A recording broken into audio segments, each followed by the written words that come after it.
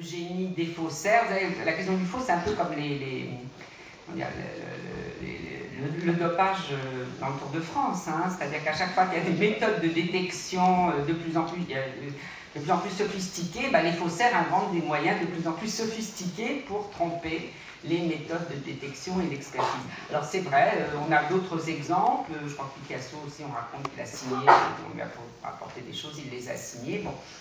Est-ce que c'est... Alors c'est une vraie signature. Alors par exemple, dans les catalogues, si vous voyez marqué « porte la signature de », ça veut dire qu'on n'est pas sûr que ce soit un vrai. Hein? Donc porte la signature de Van Dongen, ça veut dire que l'authenticité, elle dépend de l'attribution, enfin le vrai de l'attribution et de l'authentification. La signature c'est important, le pédigré c'est important, etc. Mais évidemment ça n'est pas une condition suffisante. Alors juste pour revenir à Le Gros, parce que c'est un cas absolument magnifique. Fernand Le Gros, Fernand Le Gros, c'est faussaire tout à fait étonnant.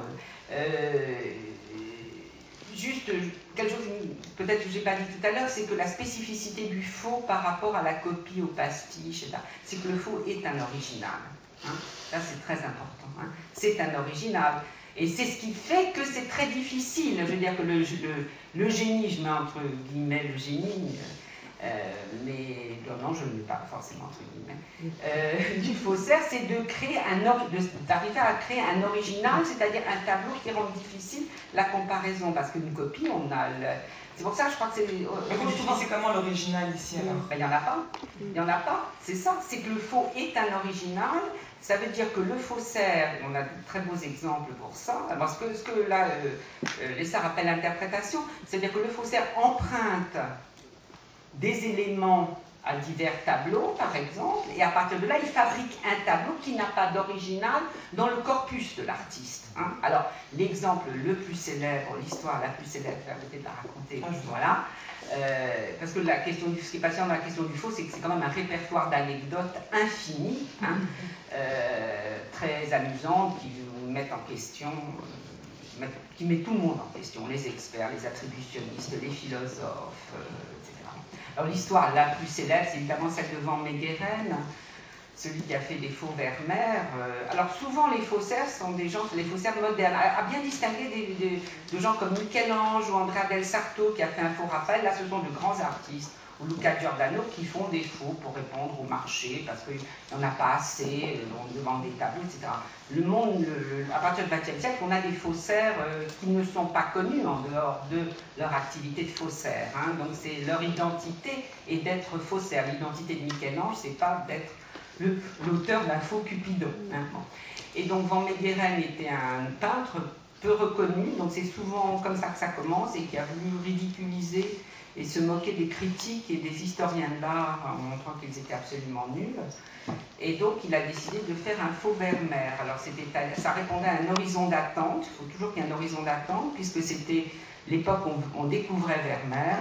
Et donc il décide de faire un faux tableau religieux de Vermeer parce qu'il n'y a pas de tableau religieux de Vermeer, donc il n'y a pas d'original. Et parce que le plus grand spécialiste de Vermeer à l'époque, Bredius, disait qu'il devait y avoir, qu'un jour on retrouverait un tableau religieux de Vermeer. Donc ça correspondait vraiment à ce que les savants attendaient. Donc il a fait le tableau qui était attendu, le tableau a été acheté, je passe les détails de l'histoire, parce qu'après ça a été vendu à Göring, il a été arrêté après la guerre, enfin c'est une histoire absolument passionnante et abracadabrante. Simplement, ce qui est très étonnant, d'abord, donc ce qui est intéressant, c'est qu'il a fait, c'est un original, mais les faux sont tous des originaux, hein, c'est-à-dire qu'il se rapporte à un faux Titien ou un faux Van Dongen n'est pas une copie d'un Van Dongen existant, hein. C'est une création originale, mais à partir d'éléments, hein, et dont l'auteur n'est pas l'auteur auquel le tableau est attribué. Hein. Donc ça, c'est un premier aspect, je crois, qui est extrêmement intéressant. Hein. Et alors, ce qui est passionnant dans le cas de Van Meegeren, c'est que j'ai vu les tableaux, ça a été exposé, je suis allée à Rotterdam voir l'exposition. C'est incompréhensible. C'est incompréhensible, on voit que c'est un tableau du XXe siècle. Donc, je ne prétends pas du tout avoir un meilleur œil que que ceux qui l'ont authentifié à l'époque, qui ont vu dans ce tableau un Vermeer. Ça veut dire quoi? Ça veut dire que ça aussi, je crois que c'est un aspect tout à fait passionnant philosophiquement, une question tout à fait passionnante que soulève Le Faux, c'est que ça oblige à m'interroger sur les critères du jugement esthétique. Hein. Qu'est-ce qui fait que je suis trompé ou pas trompé? Comment je juge un tableau? Est-ce que c'est en fonction d'une étiquette? Et ça, c'est une question qu'on a posée dès le XVIIe siècle. Hein. Dès le XVIIe siècle, on a commencé à dénoncer ceux qui jugent les tableaux d'après les signatures, mais qui sont des propriétés relationnelles. Alors Danto a beaucoup travaillé aussi là-dessus, modifient la perception que j'ai du tableau. Je dois dire que je ne suis pas sûre d'être d'accord avec Guzman. Pourquoi? Parce que je continue à penser que l'expérience, il y a une sorte d'autonomie de l'expérience perceptive, c'est-à-dire que si le tableau, alors c'est très rare hein, qu'un tableau soit indiscernable, hein, c'est souvent une expérience de pensée, quand on dit imaginons un faux qui est totalement indiscernable de l'authentique. En général, il n'y en a pas, enfin ça n'existe pas. Pourquoi? Parce qu'un faux porte les marques de son époque aussi. Hein? C'est-à-dire qu'un faux peint au XXe siècle d'un tableau du XVIe siècle, par certains détails, bon, puis il y a d'autres éléments. Donc c'est une expérience de pensée. Mais s'il existe des faux parfaits, et moi j'en ai vu un, cette Madeleine Renders, là, l'analyse de Guzman ne me semble pas pouvoir s'appliquer. En ce qui concerne les arts comme la photographie, l'estampe, la gravure, mais la sculpture aussi, c'est-à-dire à exemplaires multiples, on est effectivement, je suis tout à fait d'accord, dans une autre, enfin c'est encore un autre aspect de cette question. Et en fait, en entendant, puis en étant aussi ce que disait Adèle dans l'émission, je pense qu'effectivement, vous vaudrait vraiment mieux à chaque fois parler d'authenticité que d'original. Hein, parce qu'il y a une sorte de confusion, ça ne m'avait pas frappé jusque-là à ce point-là. Hein, c'est que le faux s'oppose, ce à quoi se réfère le faux, c'est l'authentique, c'est pas l'original, puisqu'il peut ne pas y avoir d'original. Donc là, je suis tout à fait d'accord. La question de l'expertise aussi, bien sûr, ils ont tellement peur. Ils ont tellement peur. Il y a eu tellement de faussaires, il y a encore eu des affaires récemment, l'affaire Beltracchi, je crois que c'est un procès qui est en train de se... ou des faussaires qui constituent... Alors parce que là, aujourd'hui, surtout ce qui est frappant, c'est à quel point, pas tous, à quel point l'authentification et l'identification de l'œuvre d'art reposent sur des moyens extrinsèques à une expertise de type visuel, hein, c'est-à-dire comparative, etc. Donc c'est la provenance, maintenant ça c'est la chose la plus importante, c'est-à-dire d'où ça vient, qui l'a eu, qui l'a possédé, etc. Mais ça aussi, ça peut être très trompeur. Il y a dans l'affaire Beltracchi, qui est une affaire qui se juge en ce moment, hein, c'est un couple de faussaires, et elle s'est fait prendre en photo une sorte de petit pull avec un collier de perles, devant les tableaux faits par son mari, avec une photo sépia qui fait croire que c'est une photo qui a été prise en 1920. Et donc c'est la preuve que ces tableaux, elle a porté ça comme preuve, que ces tableaux appartenaient à la famille. Hein. Donc ça c'est l'histoire du film de Dresde. Bon, mais la photo elle-même était entièrement fabriquée. Hein. Donc c'est vrai qu'il se défausse complètement, soit sur les méthodes techniques, hein, bien sûr, les méthodes scientifiques, mais aussi sur ce risque. Mais pourquoi? Parce qu'aujourd'hui, le risque, il est tellement marche. Enfin, je veux dire, les conséquences financières sont tellement énormes. Hein.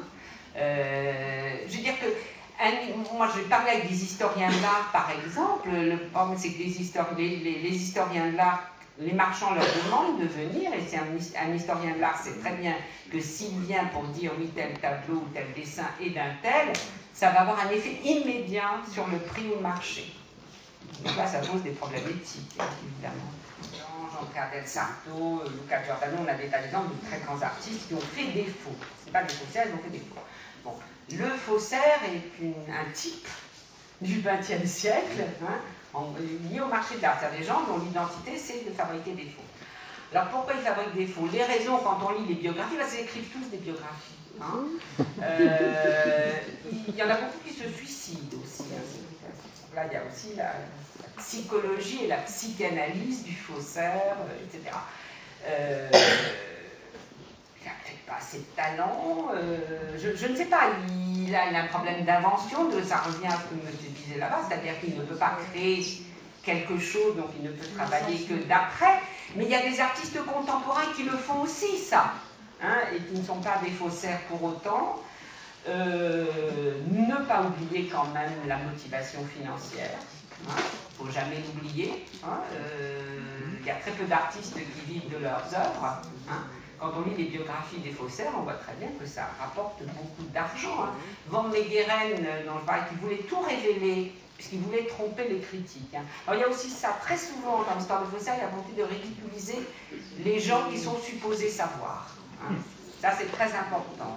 L'outrecuidance de ceux qui prétendent savoir. Donc, on va arriver dans la famille. Bon. Et Van Meegeren voulait tout révéler dès une fois que son faux Vermeer serait acheté et exposé au musée. Et puis, ça lui avait rapporté tellement d'argent qu'il a dit, je vais en faire un deuxième. Il a fait un troisième, un quatrième, il s'est acheté une voiture de sport, il a commencé à se droguer, a acheté une villa sur la côte d'Azur. Voilà. Bon, il a mené grande vie. Le Gros, c'est insensé l'histoire de Le Gros aussi, c'est des gens qui vivaient sur... Bon, voilà. Donc c'est vrai que ça aussi, ça intervient. Maintenant, quant aux motivations, ça je ne peux pas répondre, mais c'est vrai que c'est une vraie question. Pourquoi est-ce que... Alors, on a l'exemple, j'essaie de faire une sorte de catalogage de typologie, on a l'exemple de faussaires qui, après être passés par la carrière de faussaires, sont devenus, alors je ne sais pas comment les appeler, ont fait des vrais faux. C'est-à-dire qu'ils ont fait des faux monnaies signés de leur nom, qu'ils vendent, et il y a même des collections. Des gens qui les collectionnent. Mais c'est vrai que c'est des gens qui sont incapables. Alors pourquoi? Mais vous avez raison, c'est une vraie question, et ça rejoint la question que vous trouvez, qu'ils sont incapables, alors d'appeler ça comment, d'inventer, de trouver, ils ne sont pas comme l'abeille, ils butinent et ils se perdent dans les fleurs, enfin, voilà, bien sûr. Pour augmenter le corpus des peintres, il y a le cas Trio, il y a le cas Vol, on a comme ça beaucoup, bien sûr. Alors, ce qui est très intéressant, ça c'est une question que soulève Goodman aussi, c'est que le corpus, pour l'historien de l'art, le corpus des œuvres de Corot contient un très grand nombre de Corot, de faux Corot, ou le corpus des œuvres d'un tel cas contient des faux et on ne le sait pas forcément. Donc effectivement, pour le travail des historiens de l'art, c'est extrêmement compliqué. Et quand l'artiste lui-même falsifie, alors ça c'est l'histoire pour Chirico, mais il y a aussi un jeu avec, il y a des questions financières, mais aussi le jeu avec le spectateur, il y a une manière de tourner en dérision les institutions, il y a quelque chose aussi qui peut être très surréaliste, ça peut être un acte comme ça, très surréaliste, de défaire, de prendre cette idée d'identité, d'authenticité, etc., qui, curieusement, je pense, est accepté, enfin je crois, peut-être plus facilement en littérature. On est peut-être plus habitué à ça en littérature que dans le domaine de la peinture, où on est toujours victime de cette idée, de cette conception mythologique de l'artiste. Pourquoi mythologique? Parce qu'elle est déshistoricisée, et que le mythe, c'est ce qui s'oppose à l'histoire. Je crois. Parce qu'elle est historiquement fausse, enfin, je veux dire, ça a été... puis qu'elle est mystifiante. Je crois qu'on doit libérer la salle. Donc merci à